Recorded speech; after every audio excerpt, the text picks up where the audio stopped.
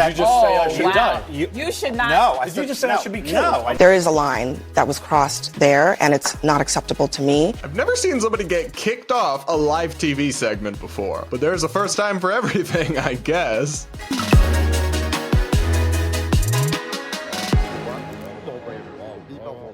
We're going to break down a wild segment on CNN that resulted in the Republican panelist getting booted off of the show in real time, and so much more. On today's episode of the Brad vs. Everyone podcast, my daily show where I take on the craziest ideas from across the internet and across our politics, all from an independent perspective. So CNN's Abby Phillips hosts a nightly news show where she has these roundtables, and she actually has a wide diversity of guests, including Republicans and far-left progressives and mainstream Democrats, and they go at it and they argue quite vociferously. And that's what happened late last night when a Republican panelist named Ryan Girdusky and a left-wing panelist named Mehdi Hasan, a very prominent leftist journalist, they got into it. And this ended up in this exchange where the context you need to know for this is that Israel recently did an attack on Hezbollah operatives in Lebanon, where they set off pagers that they had basically booby-trapped as explosives, and they killed many Hezbollah operatives through this kind of covert operations strike. Well, when Mehdi Hasan said that he was a supporter of the Palestinians, Ryan said something interesting, and all hell broke loose. If you don't want to be called Nazis, stop doing it. You've been called an anti-Semite more than anyone else's table. Yeah. And people will sit there and... No, by me. I never called you an anti-Semite. Okay. I mean, I'm not sitting here saying I'm a supporter of the Palestinians, so I'm used to it. Yeah, I hope your beeper doesn't go off. The thing is that... Did you just say I should die? You should not. No, Did you just say I should be killed? No, I did not say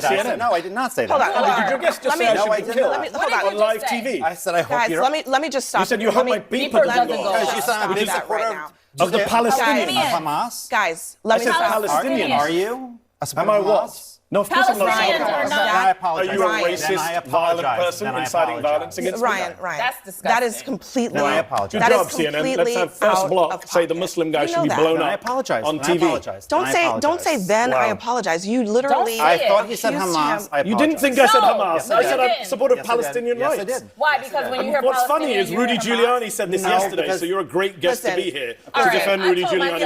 I wasn't going to entertain nonsense today, and so at this point, this is what we're in now. This is America in 2024. Here's what I will say. Forget the racism. That's right. It's I should die. Right.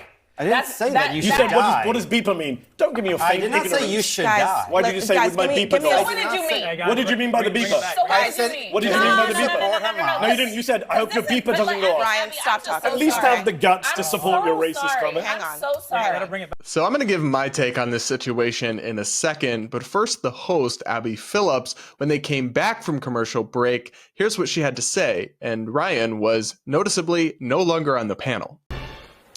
We're back here, and before we get started, I want to just address what happened in the last segment. And first, I want to apologize to Mehdi Hasan for what was said at this table. It was completely unacceptable.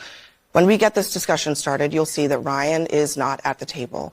There is a line that was crossed there, and it's not acceptable to me. It's not acceptable to us at this network. We want discussion. We want people who disagree with each other to talk to each other. But when you cross the line of a complete lack of civility, that is not going to happen here on this show. It's a heated time. We're in the middle of a political season. We are 8 days from a presidential election. But we can have conversations. Now, after this incident, Ryan Girdusky will not be appearing on CNN again, at least not anytime soon, which is kind of a disappointment because he had some very interesting exchanges in recent weeks on that show with left-wing panelists that had gone kind of viral, but CNN put out a statement saying, quote, "There is zero room for racism or bigotry at CNN or on our air. We aim to foster thoughtful conversations and debate, including between people who profoundly disagree with each other, in order to explore important issues and promote mutual understanding. But we will not allow guests to be demeaned or for the line of civility to be crossed. Ryan Girdusky will not be welcome back at our network." So Ryan is out. Now, he wasn't an employee or a paid contributor at CNN, but he was a regular guest on this show, and he will no longer have that opportunity or that platform because of this exchange and because of that moment. And on one hand, I really didn't like what Ryan said. I thought it was nasty. I thought it was making the debate personal. It was ad hominem, and I always strive to avoid that kind of thing in my conversations and debates because it's not constructive. And then, of course, it's kind of flippant about an attack that, whether you think it was justified or not, did result in civilian deaths. And you're talking about people exploding. I mean, it was meant as a joke, so I do have to roll my eyes a little bit at the idea that he incited violence. He did not. It was clearly a flippant remark and a joke. Now, I would never have said such a thing. I think it's a gross thing to say, but they are being a bit over the top in their reaction. That said, it's a really bad look from Ryan. It's a big mistake. He shouldn't have gone there, and he should have stuck to the substance of the argument. And I do think it's certainly fair to criticize him for what he said here. But there's such an insane double standard in this situation. I mean, that CNN statement talked about how they don't let people cross the line of civility or demean others. Excuse me? That's news to me and anybody else who's watched CNN, because all the time their hosts and their guests say the craziest, most insane, and most insulting and offensive things about Republicans with no pushback, let alone repercussions or being banned from the network or pushed off the show's panel mid live broadcast. Like, those kinds of things literally never happen to progressive guests, at least not that I'm aware of. Maybe there's one example out there somewhere, but they don't happen to progressive guests when they say horrible things about the right or about the Republican panelists. I mean, heck, the opening of that segment is Mehdi Hasan calling Trump supporters, which Ryan Girdusky is one, Nazis, and saying they're just like Nazis and acting just like Nazis, which, if you ask me, it is pretty gross to accuse somebody of being a terrorist or a terrorist sympathizer without basis, because Mehdi Hasan has actually condemned Hamas at length. And also he said he supports the Palestinians, not Hezbollah. So the quip didn't even really make sense. I do think it's gross, though, to throw out those accusations against somebody just willy-nilly. It's also gross to call everyone that disagrees with you a Nazi, a reference to the most evil person in all of human history, basically, who killed 6 million Jewish people. And you can casually throw that around and demean people, and that doesn't cross any lines or get you kicked off a broadcast. To me, that's what is maddening about this. It's not that I want to defend Ryan or praise him like I see some people on the right doing. I think that's just reverse tribalism at play, right? The left hates something or is mad about something, so they feel like they have to defend it. I don't defend it at all. I think it's a contemptible remark to make, but I can't stand the double standard here. It's like, on the rare occasion they allow actual Republicans or Trump supporters on air and not just never Trumpers who basically agree with the Democrats on everything, they want them to fight with the gloves on, and they have to restrain themselves and be dignified and civil, which, look, I think everyone should do. But then that energy is not there for the left-wing panelists or the Democrats at all, who can, as we've covered on this show time and time again, say the most unhinged things without repercussions or pushback. So that's the maddening part about this situation to me, and what makes it significant. I don't really care about Ryan Girdusky or one-off incident on cable news, but to me this is just so emblematic of the dysfunction and problems that are rotting mainstream media at its core. And it's sad because woke, progressive people are already using this as an argument as to why CNN should stop having any Trump supporters or real Republicans on air, even though they already do that pretty rarely. Here's a tweet from Congressman Jamal Bowman, a far-left Democrat. He shared the news about Ryan Girdusky and wrote, "Ryan should never have been on CNN. Stop the both sides fallacy. We don't need to hear from psycho right-wing radicals. That is the modern Republican Party." Excuse me, sir, but the Republican Party is not all right-wing psycho radicals. That's just nonsense. And actually, even if they were, you still need to hear from half the country if you're a news network. Do you know what news is about? In political news, it's about understanding and dissecting different perspectives and what's happening and why it's happening. And you can't do that if you just bury your head in the sand and refuse to engage with half the freaking country because their viewpoints hurt your fifis so much. Give me a break. Are you a congressman or are you a toddler? Ooh, yikes, guys. This whole thing, to me, I wish Ryan hadn't done it. I wish this hadn't happened, because it's only going to make this problem worse. It's only going to discourage hosts from sticking their neck out like Abby Phillips has and actually having ideological diversity on her show, because it can go wrong like this and they can get attacked by sitting members of Congress for even airing different views. And I want to see more intellectual diversity and diversity of opinion and respectful and thoughtful exchanges on air. I'd be happy to go on CNN. Hit me up. They actually have booked me to go on twice before, and then they canceled at the last minute, which was disappointing to say the least. But I would like to, but it's not about me. I don't care if they never have me on, whatever. I want them to have different voices on all the networks, and to have respectful civil dialogues and engagements and go back and forth, because that's what the American people need to understand what's going on in our country and to turn us into a better place and take us forward. We can't have more toxic, divisive nonsense. But across the board, that's what we're witnessing in the aftermath of this unfortunate incident. But what do you think? Let me know in the comments below, and do hit that like button while you're at it. Remember, guys, I do read the comments and I take the time to respond to several in every episode. So I will read and am interested to hear your thoughts on this controversy. Plus, if you leave your comment with a super chat or a super thanks, I'll definitely respond to it on tomorrow's show. And now we got to check in on Trump because he recently did the Joe Rogan podcast, a 3-hour wide-ranging interview that was truly fascinating and crazy stuff at times. And I want to talk about one thing he said in that interview that really struck me because it's an interesting and kind of drastic change that he wants to make to our economic system. Let's take a listen to that clip. Did you just float out the idea of getting rid of income taxes and replacing it with tariffs? Well, okay. Were we serious about that? Yeah, sure. But why not? Because ready? Our country was the richest relatively in the 1880s and 1890s. A president who was assassinated named McKinley. He was the tariff king. He spoke beautifully of tariffs. His language was really beautiful. We will not allow the enemy to come in and take our jobs and take our factories and take our workers and take our families unless they pay a big price. And the big price is tariffs. And he'd speak like that, but he was right. And then around in the early 1900s, they switched over stupidly to, frankly, an income tax. And you know why? Because countries were putting a lot of pressure on America. We don't want to pay tariffs. Please don't. You know, believe me, they control our politicians. If you look at the kind of numbers that these guys make then and now, but we had a commission meeting in the, I think it was 1887. Think of this problem. We were so rich, we had so much money, we didn't know what to do. So they set up a blue ribbon commission on tariffs. And the sole purpose is what to do with all the money we had. We were so rich because we were taxing other people for coming in and taking our jobs. So there's a lot to unpack here, but I will shout out Trump for going on Rogan.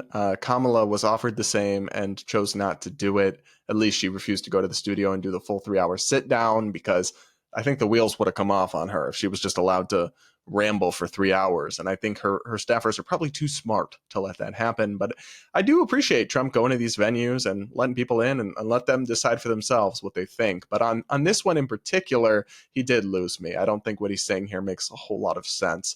First, the notion that our country was at its richest in the 1880s or 1890s or even the early 1900s is just objectively not true. I mean, if you look at living standards for the average person, they were way lower. The richest people at that time in America lived in a manner that the poorest people today would consider barbaric. So it's just not really accurate. You can look at inflation-adjusted income per person, GDP. All these statistics are way higher now than they were then. I don't know where he's getting that idea that we were richer then, but I don't think that's true or supported by the facts. I am interested in this proposal about getting rid of the income tax and replacing it with tariffs, which, remember, guys, tariffs are taxes placed on goods that are being imported into the country. So if we're bringing in clothes from China and there's a 20% tariff, it's a tax that has to be paid onto those clothes when they're coming in through the border or through wherever they're coming in. And then often those taxes get passed on to consumers, so you just end up paying a higher price for those clothes at the store. Those are tariffs versus our system of income taxes, which basically all of you will be familiar with. And frankly, I hate income taxes. I pay so much in them. I think most of the money is wasted, and I would love to see them reduced, if not eliminated, though, as we'll discuss, I'm not sure that's realistic anytime soon. But could we really replace the entire income tax with just tariffs? It's an interesting idea, and Trump's not wrong that before we had an income tax, the federal government was financed in large part through tariffs. But what he left out was that the federal government we had then was tiny. It barely did anything compared to the massive, bloated, ginormous federal government we have today. So they only needed to raise a small amount of money because they had a minuscule federal government, like we were supposed to in this country. But the idea that we could go back to that now, even though we have a huge, enormous federal government, doesn't seem realistic because you were only able to raise a relatively small amount of money through those tariffs and through that system of tax collection. You don't have to take my word for it. The Peterson Institute of International Economics ran the numbers on this, and they found that even with the revenue maximizing rate of tariffs, if you tried to basically squeeze as much revenue as possible out of a system of tariffs, you could only raise about $780 billion annually, which is less than 40% of what income taxes bring in. So basically, combined income and corporate income taxes bring in about $2 trillion worth of revenue every year for the US government, the federal government, and this tariff idea would only bring in like $780 billion, so not even half as much. That would create a massive hole in the federal budget that would either explode the deficit even higher and bury us in more debt, or they'd have to print the money that cause more inflation, or you'd have to cut $1 trillion in spending every single year, which I'd love to do, but I highly doubt Trump will actually be able to do. He'd have to get Congress on board with massive spending cuts. You'd have to cut entitlements like Medicare or Social Security or other Medicaid or other things that people are reliant on. You'd have to touch the military budget, which I don't think Trump would be willing to do. He wants more military spending, not less. And so I just don't see it as realistic that we could raise the amount of revenue required to run our federal government or even a reduced government after spending cuts just through tariffs alone. The math isn't mathing, as I like to say. But the second question is whether we even would want to make that switch if we could.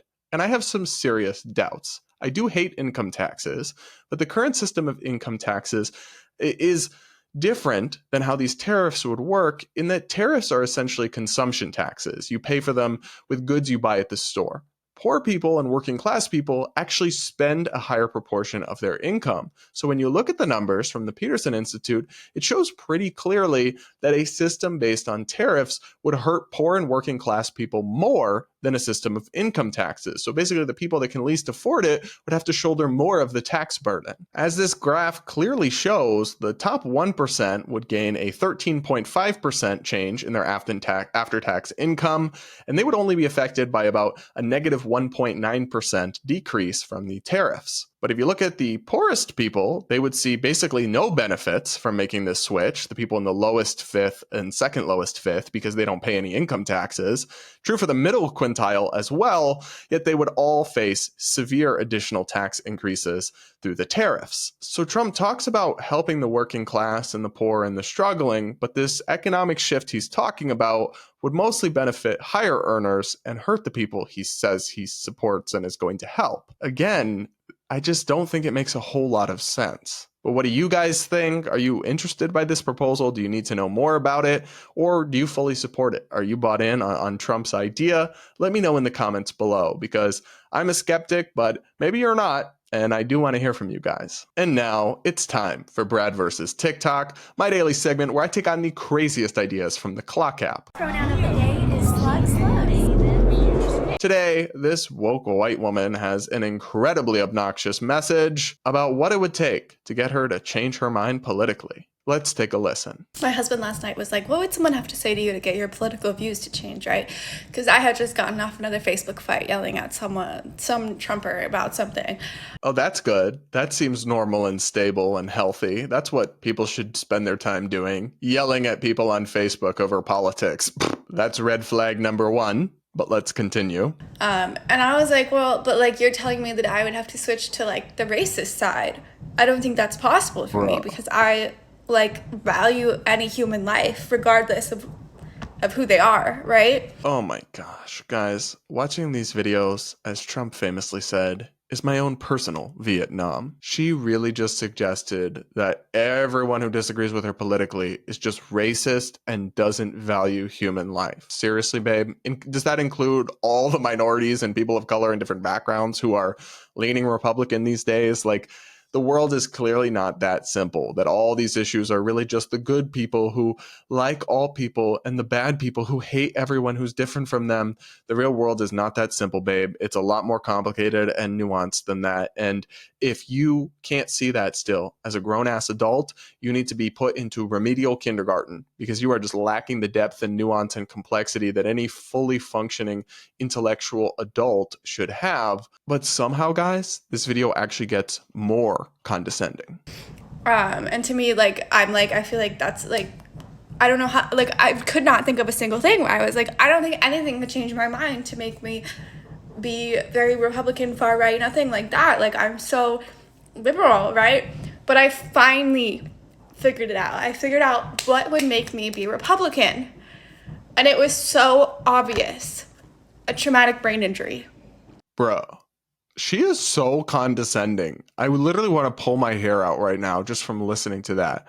Wow, babe, you must be a genius and just have the whole world figured out that everybody, the only way you could possibly think differently than you do is you've had a traumatic brain injury. Give me a break. Somehow, though, some people in the comments section ate this take up. One person wrote, to be a conservative, you have to ignore all facts and statistics, have no critical thoughts, and harbor hatred for all change and people who are different to you. So yeah, brain injury. Well, when you say it like that, another person says, yeah, most Trump supporters I know have some form of TBI and or dementia, and I don't think that's a coincidence. Oh? I mean, these people actually think they have the whole world figured out. They have all the correct answers to all the complicated questions that divide us, from foreign policy to historical conflicts with centuries of history, to moral, religious, and philosophical issues like abortion, complicated issues like immigration and our broken system. All of this stuff is actually just totally simple black and white. And anyone who has a different opinion from them must just hate everyone and not believe in any facts or reality. How close-minded, how intellectually arrogant can you possibly be? Now, what I was waiting for when I was watching this video, and then I sprinted to that comment section, is for the woke people to turn on her over this joke because it was somehow problematic. And guys, I was not disappointed. One person wrote, what a disgusting ableist thing to say. I have a traumatic brain injury and I'm not a C word. What's your excuse? Oh, that escalated quickly. Another person wrote, so you equate disability with being Republican? Sounds about white. You didn't think through this at all. So I love this. Because the butt of her joke was a traumatic brain injury, they're now canceling her and saying she's ableist, like bigoted against disabled people. Y'all, they can't even take a joke from their own side.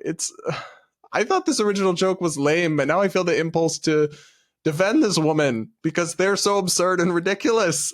I do want to be clear that sometimes you'll hear a sentiment that's not dissimilar to this from Republicans and conservatives about liberals, where they suggest that all liberals must just be brainwashed or they must all just be insane communists or whatever. And to you as well, I would say that the world's actually a pretty complicated place. And while TikTok is incredibly devoid of nuance, everyday people, we should leave space for each other, that the issues that divide us are actually kind of complicated, and that people of good faith can, in fact, come out on opposite sides of them. But that's just my take. What do you guys think of this wild video? Did you find it as condescending and maddening as I did? And did you anticipate the woke twist in the comments section? Do let me know in the comments below, and do hit that like button to reward my suffering. And now, I'll wrap up today's show by reading a few of your comments from the last episode. One person writes, thanks for all you do. Center-right thinker here and love the common sense. Keep it up. I'm a new viewer, and now my wife loves you too. Thank you so much, and welcome to the family, the community we're building here. And I love it when like couples or families or whatever watch my content and discuss it. I do that with my boyfriend, a couple podcasts that we listen to, and the idea that other people are out there listening to me while they're cooking dinner and chatting about it over the dinner table like he and I do over our podcast that we listen to is so surreal to me, but it's an honor, honestly. Another person writes, the science is settled, said no serious scientist ever. Just look at how the science changed on light, wave or particle or both, Pluto as a planet, gravity, no one knows how it actually works, dinosaurs, birds are dinosaurs, etc. A true scientist is always learning. Yeah, I completely agree with this. Obviously, you can say that there's a scientific consensus on something, or, there's a lot of evidence supporting something, but that's been true for many theories in the past, and then one person questioned it as that's part of science, and then it turned out not to be true. So anytime you hear somebody trying to shut down debate, like the LGBT types did on youth gender medicine by saying the science is settled, you should be skeptical, especially because in that case, there wasn't even much science behind what they were saying. There was very low quality studies defending the practice of medical transition, and not a lot of studies, period. So always be skeptical when you hear people touting that mantra because it's not actually very scientific at all. Another person writes, "Hey Brad, sending a hug from Spain. Looking out from here, I'm pretty convinced that Trump will win the election. Not that I like him at all. I'm a leftist myself, not a trans activist though. And I would start saving all those videos, tweets, and messages full of absurd fear-mongering about Trump and confront all these clowns with their own content after these 4 years. I'll love to watch as they try to explain themselves. Popcorn emoji, laugh emoji." Yeah, look, I don't know who's going to win. It really is razor close. I will say, back in 2016, I did enjoy the meltdowns. I did. I didn't support Trump then, and I still don't support Trump now, but there is something just enjoyable about watching woke people lose it when he's victorious. Another person writes, "Breast cancer is incredibly common in my family. These people acting like mastectomies are like Lego, pop them off and pop them back on again later is a huge insult to how much the ordeal affects women. Mastectomies are great for medical reasons and genuine transsexuals. For kids/teenagers who are ever changing physically and mentally, it's not so much." Yeah, you're spot on here. I completely agree. I thought that was such a crazy thing for a supposedly serious scientist to say that it really called into question everything else she was saying, which was already batshit to begin with, which didn't help. Another person wrote, "The science is never settled. Science changes based on new information all the time. If no one could question it and we all just had to listen to the science, it would be a religion." You know, I think you're onto something. I think the woke stuff, it is a religion, or not even a religion. It is a cult. All right, everybody. That's it for this episode of the Brad vs. Everyone podcast. Thank you guys so much for joining me and tuning in. Please do make sure you're subscribed if you aren't yet. Do hit that like button before you go and do comment with your thoughts. Remember, I do read the comments and I pick a few to respond to in every episode. Plus, if you leave your comment with a super chat or a super thanks, I'll definitely respond to it on tomorrow's show. And with that, we'll talk again tomorrow.